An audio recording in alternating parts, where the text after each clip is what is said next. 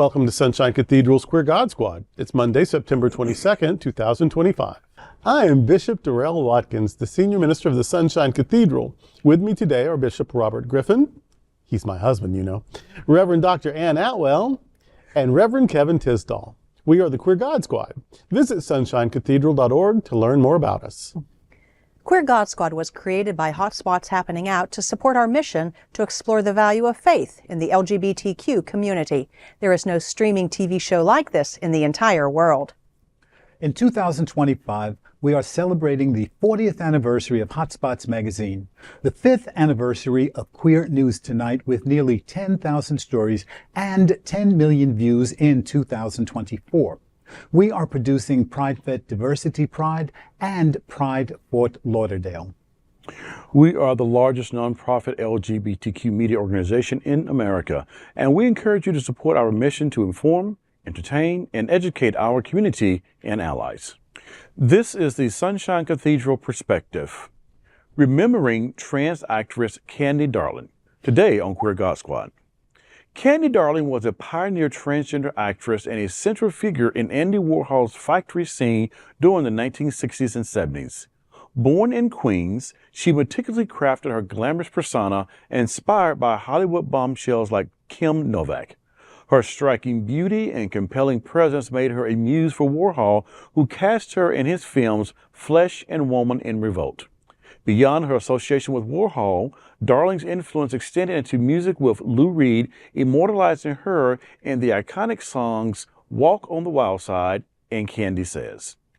Darling's life was a testament to the power of self-creation in a world that often failed to understand her. She was not just a performer, she was a trailblazer who challenged societal norms and redefined what was possible for a transgender person in the public eye. Her unwavering commitment to her identity and art, despite the struggles she faced, cemented her legacy as a cultural icon whose influence continues to resonate today. The courage to be who you know yourself to be is a sacred trust, and Darling is a tribute to that trust and truth. Oh my goodness. It was just amazing to read this story and then go do some digging about who she was, to realize, like, what a life that she lived. What amazing story. And I'm going to pop up to something. I did not know until recently there was even a thing called Andy Warhol Museum. And In Pittsburgh. Pittsburgh, Pennsylvania, you may know this. We were there. And that she was also featured in the museum along with some of the artwork there. But just, kind of the key phrase here for me that resonates is about being a trailblazer. It always takes someone to go out and blaze, to be courageous, to have the courage to go out and do probably what scared them to death, but knew they had to do it in order to not only live their lives to be authentic, but also probably not even think about the trail that they are blazing for others that would follow them. And so kudos to Candy Darling, kudos to all the things she's done, her legacy. And I think that we still have people who, if you know about her and watch this, will be equally impressed and also amazed by her story, even if you're just coming out today. Look, we talk about these trailblazers, these icons, these, at this point, almost ancestors, and because they deserve to be remembered, and because their stories are inspiring, you have to remember that this time, the 60s and 70s, it was not only dangerous, illegal in a lot of ways, as they're trying to criminalize it now also, but dangerous, scary. There was a time in New York, you think this progressive paradise, New York City, until the late 60s, maybe even after Stonewall, certainly right before, you had to have 3 articles of gender-appropriate clothing on your person at all times. So you had to show, oh yeah, I'm wearing boxer shorts, I have a man's handkerchief in my pocket, and I'm wearing a man's watch. You had to have 3, or you could be arrested. Also, you had to have like $1.25 in your pocket, or you could be arrested for vagrancy. I remember that. Remember that? Oh my gosh. And so, so this is a world where just if I'm wearing like pearl earrings, I might get arrested or whatever. And so when people lived their life, embraced their truth, embraced an identity, came out to the world, that was so badass. That was so courageous. That was so amazing. So you just can't even imagine. So when people say, oh, they make all these silly arguments, when that's the only thing you can do, and you're willing to take on the world to be who you are, that's legit. That's for real. There's no argument against that. So first of all, and second of all, in the 40s, 50s, 60s, 70s, you could go to Thailand, you could go to Denmark, you could go to Morocco, you could go to places if you had the resources. Yeah. But not everybody does. Most people don't. So a lot of people, they're taking hormones they bought from a stranger in an alley. They're getting injections if they hope it's something not, not rat poisoning or something. They are taking risk with their lives to have their life.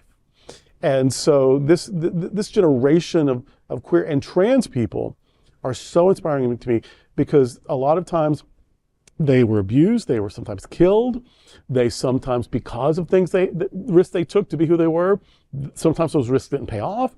I mean, it was they lived dangerous lives so they could live authentic lives, so that generations later, all of us could have it a bit easier.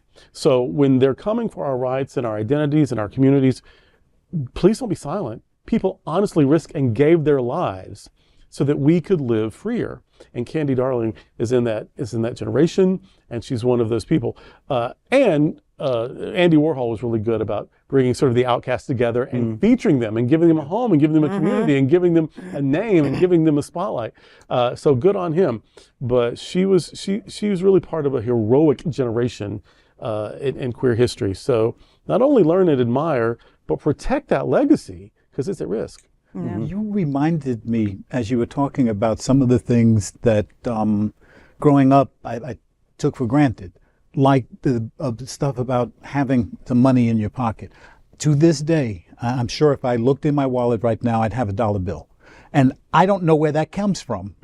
It comes from my mother saying, always, and dollar ain't gonna get me home now, but always have car fare in order to get home, because you never know what's gonna happen. When we talk about trailblazers, we really are talking about people who risked their lives in many instances to be their true selves. So I tell the folks that I talk to today, understand your history and understand that you cannot let go of that past, because as soon as you forget who you are and where you've come from, you're going to start again. And the governments right here, this government in the United States, really wants our queer and trans sisters and brothers to forget who they are and to be harmed again. So trailblazing means something. Putting yourself at risk means something. Respecting those who have done it in the past is the most important thing that we can do today, I believe. Right. Actually, Candy Darling has made an impact more recently in the Seattle grunge scene. Yeah, Slater Kinney and St. Vincent specifically. Yes. St. Vincent is a female singer, queer female singer, who wrote a song called Candy Darling.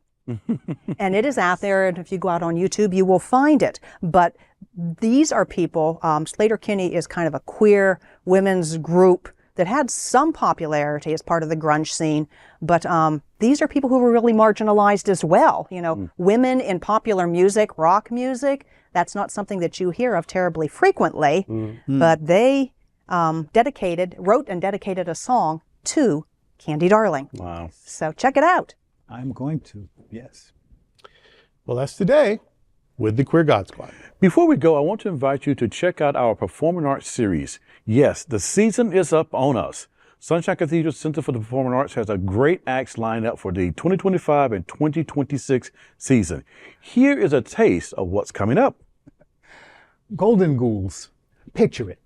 Halloween 2025 will be on our stage one night only, October 25th.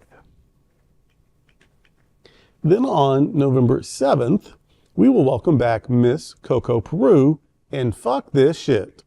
If this show is like her other tours de force, there will be storytelling, laughs, singing, and a moral to tie up the evening. Or maybe this one is entirely different. You'll have to come to the show to know for sure. But you already know it's going to be one of the best nights of comedy and drag artistry you will have enjoyed all year. December 7th brings Matthew Darren's annual Holiday Fantasia, always amazing, and this year it will again be co-hosted by Varla Jean Merman. And in 2026, there are already some great shows lined up, such as selections from Pearly, a musical based on the play Pearly Victorious by Ozzie Davis on February the 7th. And for more information about these shows and others, and to secure your tickets, go to sunshinecathedral.org/arts. Please like and share this episode on your social media and look for Sunshine Cathedral on Facebook or Instagram. You can also like our individual pages on Facebook. Remember to visit sunshinecathedral.org frequently. There you will find Bishop Talk, where Bishop Darrell and I interview queer religious leaders, activists, and scholars.